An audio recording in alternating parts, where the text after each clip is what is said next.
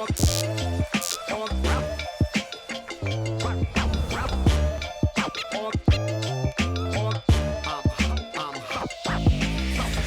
welcome back, everyone, to another RLT Pivot podcast. My name is Tracy, and I'm once again joined with my amazing co-host, Mr. Dan Jansen. How are you, sir?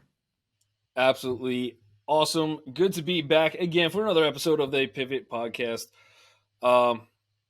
This episode, we're going to get into a topic that we hear a lot, and I think it's almost a little divisive as far as, and I could see people involved who day trade on one side and people that really haven't on the other side, but I could also see mixed opinions for even people that are doing it. So it comes down to the question that, or the topic that I hear a lot is day trading gambling? Before I go into anything else on my thought process, what is your thoughts on that? Oh boy. I'm going to say yes and no. Okay. And I'll explain why I say yes and why I say no. First of all, everything in life, as far as I'm concerned, has a risk to it. And really, gambling is, let's just say, doing something where the risks outweigh the benefits. That's, to me, gambling, right? So if you're gambling, the risks are kind of heavier than what the benefits are. And really, if you can't control the risks, that's my opinion of what makes it gambling. So when I say that everything has a risk to it, whether you get out of bed and stand up, or whether you go and eat out of a bowl of cereal, or whether you invest in the stock market, or whether you go and ask that girl out, or go and ask that boy out on a date, or whether you have kids, or whatever it might be, there is a risk that venture may turn out in a way that you may not have expected, anticipated, or wanted, desired. That's just the reality of it. And most of us don't pay attention to the fact that there's a risk to everything we do because we've become autonomous in how we do things. We grow up in the shelter of our parents, learning how to maneuver some of those risks. Does that make sense? Yeah, no, 100%. Yeah. I would say, I'm going to go with a flat yes. I'm going to go with, it's a flat out yes. Okay. That's the hill I'll die on. So I'm going to say yes, but I think it's very unlike the casino. So I think in the traditional sense of what we assume or what we would think gambling is, I think there is definitely some element in there, right? As far as the same thing, sitting down at a blackjack table, playing roulette, playing craps, all of them, they all have odds attached to them. The biggest difference, and why I put a little bit more, let's put it this way, I don't know anybody that has gotten wealthy from the casino, right? I know, or you hear stories of people playing the lottery. People get rich from the casino, or from hitting a slot machine that comes up with 12 oranges and a pirate, and somehow that is a winning combination. Like, I have no idea how slots pay out. I know people that make money or have made money from craps or blackjack or things like that.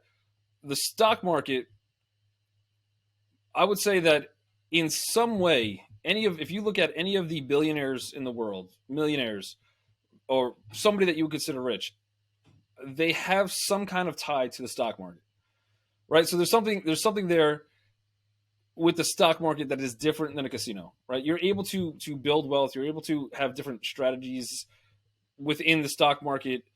It doesn't necessarily mean day trading wise, right? I mean, could be a Elon Musk, let's say. He's not sitting there watching candles all day on Tesla, and he's not taking trades and going long, short, things like that.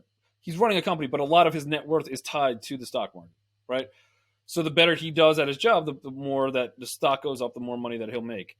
And a lot of CEO bonuses and sometimes top executives' pay, they're all tied to the stock market in some sense. The question is day trading gambling? You're putting odds in your favor because of past history, right? So obviously, on any commercial that they tell you to invest in this mutual fund, but past performance doesn't indicate future gains and things like that. That's the same in day trading, but all we're doing is taking, okay, this type of setup, the volume that comes in off this type of candle, the way that the direction is moving, where we have, I think, high odds in terms of day trading that we are correct on the setup and thought process. What I think is more of the gamble is the time, right? How do we know this is the right time where the market should move as we predict it does? And I think that sense of it is a little bit more gamble. And again, we're still basing it off of maybe some kind of support or some kind of volume or candle. But if we're looking at a longer term picture, probably a lot of times, even a lot of times that people trade, they're not really, a lot of times it's not that they're wrong on the trade, it's just the timing they got into it. So they were right on the scenario, they were right on the outcome. They were just wrong as far as the timing, or they got wicked out of a trade or something like that they thought they should have. So I think it's almost different multi layers as to in what aspect of the day trade is the gamble. But I would have to say yes, it is very similar to gambling, but you have more control over that potential risk to reward on that trade. Yeah. So, what's your definition of gamble? Like the actual word gamble. What would your definition be?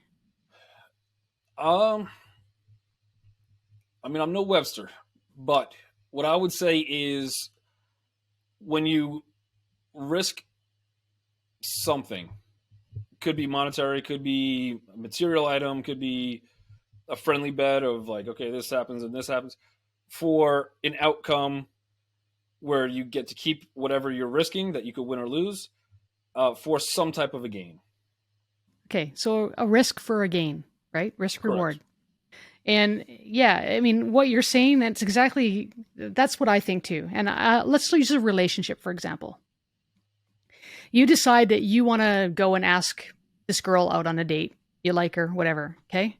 And there is a gamble that she's going to say no, right? You're risking, you're going to go and ask her, but there's a You're risk. risking your dignity, sure, Yeah. obviously. She may or may not say yes, but Right. okay. So if you don't prepare for that situation, you don't prepare for that scenario, you don't do anything at all, and you just go and you ask her, the risk that she says no is it's there. It's probably pretty high.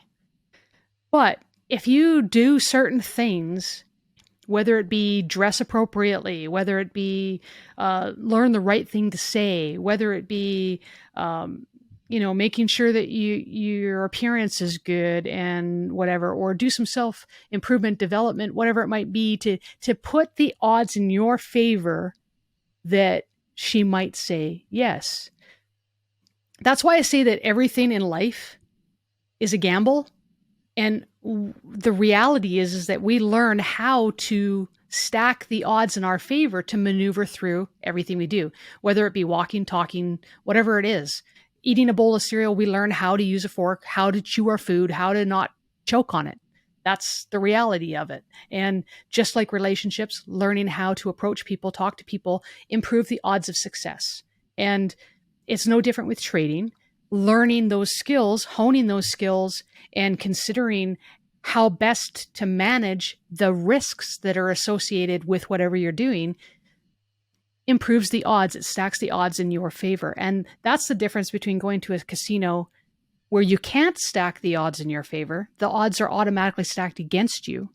And whether or not you can be successful in the stock market. You can be a gambler in the stock market by not learning, not educating yourself, not stacking the odds in your favor, by just randomly throwing your money in the market and whatever happens, happens kind of thing, with no management. But I can assure you that anyone that made money in the stock market had some kind of plan. And that, Yeah, I would say yeah, at one point I think you were conflating it a little bit because you're still saying it's a gamble. Like the bottom line, I think you're gambling. But I think what you're saying is really it comes down to the risk to reward on the gamble itself, right? yeah, I'm saying everything that you do is a gamble. Everything. Everything. But we just don't look at it that way. There's certain things that we have not. I mean, getting into your car is a gamble every single day, but we don't consider it gambling. We don't consider it a gamble or a risk because we've become so accustomed to how we drive and our skill set around it that the risks are not, they're not present. We just don't pay much attention to them anywhere. The risks were much greater when we were younger, less experienced, and didn't have that skill, and we were probably a little bit more hesitant behind the wheel, and we were paying more attention to those risks. But as we developed in our skill set, became more competent in what we were doing, the recognition of those risks became less and less and less. But every single thing that we do is a gamble. That's my opinion. So that's why I say it's a yes and a no. Yeah, no, I agree, and I think people, and I like that car example a lot. There is definitely risk to getting into a car, right? And that's why car insurance exists, Mm-hmm. right? If it was a 100% guaranteed you get into your car and there was no shot of a car crash, a flat tire, something going crazy as you're driving, somebody else hitting into you, insurance would not exist, right? Because what are you insuring? There's nothing. So I would say there's definitely some kind of risk involved in everyday thing, but I think the risk reward of how many cars are on the road right now as we're talking and how many accidents are happening right now as we're talking, the numbers are so skewed because I think there's a lot of research that goes behind it. There's a lot of technology that goes behind driving a car. There's a lot of time, hours spent to come up with systems to have roads supposedly work correctly in a driving scenario. We have stop signs in place. We spend tons of money on. So all we're really doing is reducing a lot of risk when getting on the road. Which is risk In this, management. what's that? Which is risk management. That's risk management. So okay, so let's go back to that. In the stock market, I think we're on the same page. We're agreeing that there is an underlining element of gambling. Yes. So my question to you is what are some of the things that you would do to get the risk of a day trade to the same risk as you driving your car? What are those risks that you could take out, or what is some things that you could do to minimize the risk so that overall you're really pushing odds in your favor? The steps are the same. And in fact, let's use the car example once again, because the steps for minimizing the risks in a car are, as far as I'm concerned, the same as minimizing the risks in the stock market. Number one, you don't get behind the wheel of a car without learning how to drive. So you've got to take a learner's test. There's some education that's involved. Then once you get your learners, you then have to practice. So there's some practical experience with somebody that is skilled, trained, whatever it might be. You have to take another test that says, hey, you've reached a level of competency that says that you can now move forward and drive a car. And there's that. Now, insurance costs are going to be much higher when you're younger. You get rewarded with more experience, and those costs go down because even the insurance company recognized that when you go through these steps, that you're minimizing those risks.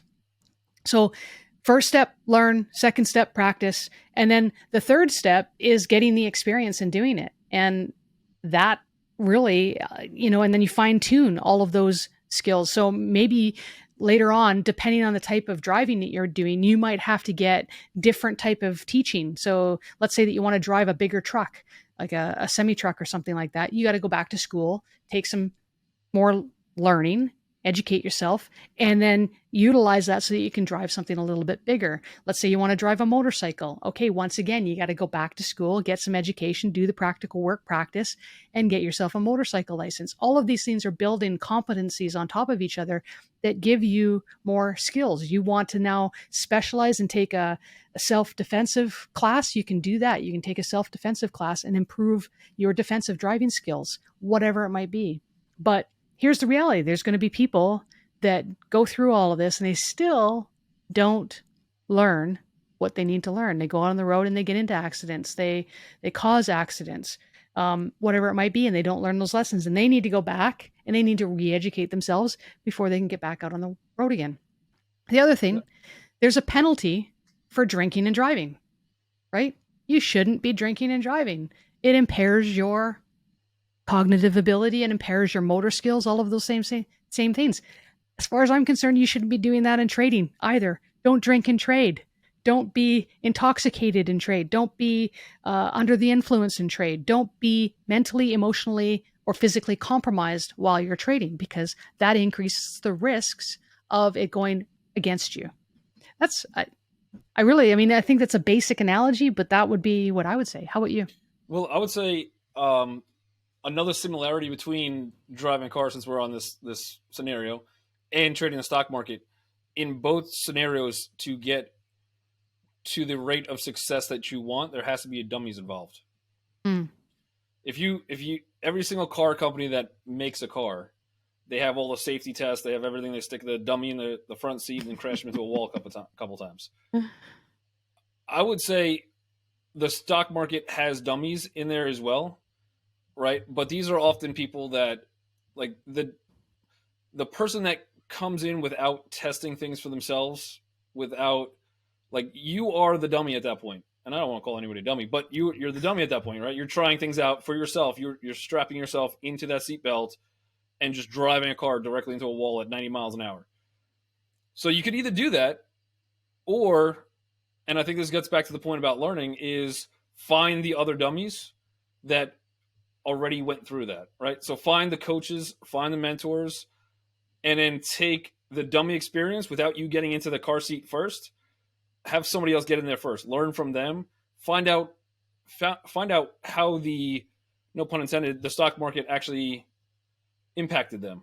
Mm-hmm. Right? Find out how they survived crashing into a wall so many times. Mm-hmm. And if you could grasp just one thing from each coach, each mentor, grab a system that they're personally using, that they're now trading profitably, but I guarantee you when they started, they didn't. Right? So a lot of people, what they'll do is they'll crash into the wall and they'll say, "Forget this. I'll just build the cars as opposed to driving them." Right? And I'll just take a back seat and just watch. And if everybody else is successful, great, but it's not for me. Mm-hmm. The dummies, they put back in the cars over and over and over again. But you could speed up that entire process by just learning from what information you've gotten from that previous dummy. There you Right. go. So I think there's a lot of similarities actually with the safety of a car, or the risk of driving a car, and pretty much the risk of trading the market. I think a lot of the same process. And to get away from the car scenario for a second, I think, just like you said, I mean, yes, eating a bowl of cereal, eating food for the first time as a baby, like, there's a new experience. There's something there that you have to kind of learn. Yeah. I would say the same scenario does apply to the stock market, and a lot of that also comes down to, like I said before, I think bottom line, day trading has elements of gambling to it. Mm-hmm. I don't really see a way to get around it. Yeah. And I'm going to give one more car analogy because I like this analogy, but I'm going to say additionally that when you drive a car down a one-way street, you're also increasing the risks of getting run over. So, that's kind of the similarity to be, follow the trend. The trend is your friend. You go with the flow, right? And just like in a car, I mean, you could get away with it sometimes, but maybe for short little spurts, because I've seen people in vehicles that, you can only turn right here, but you just got to get left right over there. And if you just go a little bit down the one way and then across the little, break in the meridian, maybe you could get away with it. And, you see some people that'll go against the flow just to break that little rule and get there, and it works out for them. But the majority of the time you're increasing the risks that you're going to get run over. So go with the flow, right? And it's really about market sentiment. That's defensive driving as well, is being able to anticipate what other drivers might be doing so that you don't get run over. And I love this. I love the scenario, or the relation between driving a car and going in the stock market. Yeah, sure. No, I do too. So let me ask you this. Yeah. There is safety protocol to driving a car, right? So you're going to have to, before you even get into it, because you could be the best driver in the world, but if you have a flat tire, or like they'll even tell you the steps of, make sure you put your seatbelt on, look in the mirror, check 3 times, or whatever crazy scenario that the driving course has. There's all the safety measurements you take, which probably second nature to you at this point. what would some of those safety measures be that you should check for before entering an actual day trade? That's a great question. Number one would be your mindset. So making sure that you have the right mindset to even be trading that day. That would be number one. Number two, making sure that you have the proper tools. If you're not using the proper tools to trade with, it's like driving a car with a flat tire. It can be sluggish. It could work, but you're working against it. Why not get the tools that work for you? So, making sure that your internet is consistent, making sure that it's good, making sure that you have the good tools that are quick and capable, making sure you have the great charting software, whatever it might be. And then additionally, utilizing stops. Stops are like your seatbelt, that they're going to keep you from really getting injured and getting run over. So that's what I would say. How about you? Yeah, no, I 100% agree with all that. I would say before you get into your car, you should know where you're going for increased success of getting there.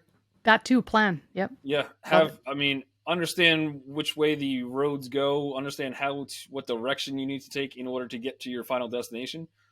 I think having that in place, and like you said, fantastically, don't go down the one-way road, right? Don't go Exactly. the wrong way at 90 miles an hour down a one-way when you should be going the complete opposite way. So I think by understanding which way those roads go, which way the traffic is moving, I think that will help increase a lot of your chances to getting to your final destination, which could be your final destination could be a lot of things. It could just be hitting 1.5, 2 Rs, something like that on that particular trade.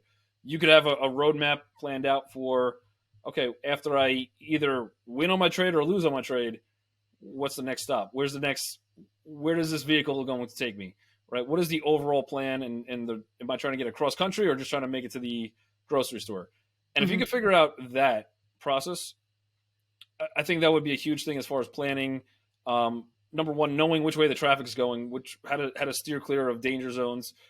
But two is really utilizing your plan, sticking to that plan, and knowing when, okay, the traffic is starting to shift, or we now have icy roads, and my plan isn't going to work as smoothly. I might have to take a step back and drive a little slower, or figure out that kind of new trend of how to trade. I think a lot of people that do find success in trading, some of them, I guess I would call them the stubborn trader, where it worked before, so it should work again. And to a lot of points, yes. But like we're talking about the car scenario. If the roads one day it's a beautiful road, greatly paved, then you get a snowstorm come through, and now you got potholes all over the road. It's going to be a little bit of a bumpier ride to get to where you're going. So the best thing to do is try to now navigate the new terrain and figure out how to actually stay on course and be able to work your plan. You're going to the same destination, but the way you get there might have to be adjusted as you're driving, right? For sure. So I think some of that, if the trader or the individual themselves is just more flexible, I think they'll be able to cope with the changing scenarios, which we've seen right now a lot in the markets. We're seeing, we're at 40-year all-time high inflation. We have wars going on between Russia and Ukraine. We have a lot of new terrain that we've never been able to journey on before in a lot of sense. And the best thing to do is just slow your car down, understand the road that's the best route to get to your destination, and just try to cope with that. So if you're going heavy on a certain system that works great in 2020 and you're struggling with it, don't keep going as fast. Take your foot off that gas pedal. Just look at what the overall picture is, and then try to cope with some of the changes that might have been made in that layout. Now, I asked you earlier what your definition of gambling was, and I completely agree with you. I'd like to add one little thing, and that is that, because for me, gambling, when you're gambling, the risks are outweighing the benefits. That's the way that I look at it, right? So every single thing happens, like 40-year inflation, all the wars. We've been through all this before, but never necessarily all of them lined up. It's never exactly the same. There's always little things that we can learn. But when we so I guess the idea that I'm trying to get at is that we need to be able to manage those risks. Now, I want to go back to gambling in a casino, for example, because the reason that I think that it's still gambling is because the odds are stacked against you. The risks are heavier than the reward that you're always going for. And because if you set something down like a bet, most of the time it's a 1-to-1 kind of ratio. The odds are really stacked against you. You're either going to lose it all or you might win, right? And the odds to win something bigger or something greater than what you risked is super, super, super small. In trading, however, I think that you can still be gambling if you aren't taking trades where your reward is significantly greater than your risk, if that makes sense. So going for a 1-to-1 ratio all the time consistently, because if you do the same thing over and over and over in the market, generally over time it consistently works, even on stuff that's only like 20 or 30% accurate. But the ones that are successful when they do that are the ones that are looking for a 4, 5, 6-to-1 reward ratio. So I'll give an example. I don't know if you've ever read the book, The Complete Turtle Trader. Have you read it? I have not, no. Okay, so it was based in the 80s, I guess, and they did a study. They took people off the street, taught them to trade, and turned them into millionaires. That's really what it was. And they had a strategy that they used that was like 34% accurate, I think it was. Like they lost all the time, but they still became millionaires. And the reason they became millionaires because the strategy was they knew what the numbers were. They knew how the risks played. So they cut their losses really quickly, made the losses really, really small, but held the winners to big, big, huge rewards to compensate for that odd. You can't do that in the casino. You can't alter your bets. You can't alter whatever to shift the odds in your favor. And that's why I think it remains to be gambling, where where trading, you can shift those odds into your favor and make it not gamble. That's my opinion. So I just wanted to kind of add on to that. Yeah, no, that's why I said yes, agree. no. Yeah, that's why I said yes, I agree. no. I think both have the underlying pure aspect of gambling to it. Mm-hmm. Yeah. But I think you're 100% right where there is a huge difference in day trading a stock market or sitting down at a blackjack table or and even with blackjack and roulette too. I mean, people have roulette strategies. I personally haven't seen one that works on roulette. I've been trying every single day at 8 p.m., but I haven't seen one that works. Blackjack, there is professional blackjack players, right? And typically what they're doing, if they're not counting cards, which technically is not illegal, it's just frowned upon, you get banned, because the casino knows now you have a higher percentage of winning. They don't want you to play. But if you're sitting there and you have the ability to really understand the cards that are on the deck, what your risk reward is, if you should double down or not, and people who say, here's the book, right? But if everybody just followed the book, then nobody's winning. The casino's actually probably counting on you to follow the book. So, but I do agree in the sense of if you're sitting at a blackjack table, you're going to get 2 cards. The dealer gets 2 cards. The dealer flips their cards after you take insurance or not insurance or fold or whatever the case. That's it. That's the play. It's over. The stock market, while your entry and your stop and your targets are all gambles, they're all signs of like, we don't know if you're going to get triggered on the trade. We don't know if you're going to get stopped out on trade. We don't know if you're going to hit targets. But the one thing that you have in the market that you don't have at any casino is time. After the cards are dealt, it's whatever happens. That's it. Such a good point. In a stock market, like you said, you have the ability to change your thought process based on let's go with cards that are dealt, right? So you could start to read sentiment a little bit better. There's a little bit more emotion attached to a stock market than there's. The only emotion that you really get is casinos when you lay your money down and you go, oh man, I got that mortgage I got to pay. Probably not a good bet here. Or when you win or lose, right? Anything in between, there's zero emotion. The entire journey of a trade, there could be elements of emotion, especially if you don't have a plan, right? But there's always something. I could just freak out and hit sell all if I had to, or I could just let a trade run. Something that I was thinking was a day trade. I'm like, this thing looks great. I could sell partials. I could take some risk off the table. I could let some other shares ride longer if I had to. But you have time on your side if you know how to utilize it. Yeah, that's such a great point. So what a wonderful conversation. I've enjoyed this thoroughly, Dan. It's been great. Yeah, very, very good. And so that does wrap up just about our time at the Real Life Trading Pivot Podcast. We will see all of you guys next week. Thank you guys each and every week for joining us. And we will catch you guys on another episode next week.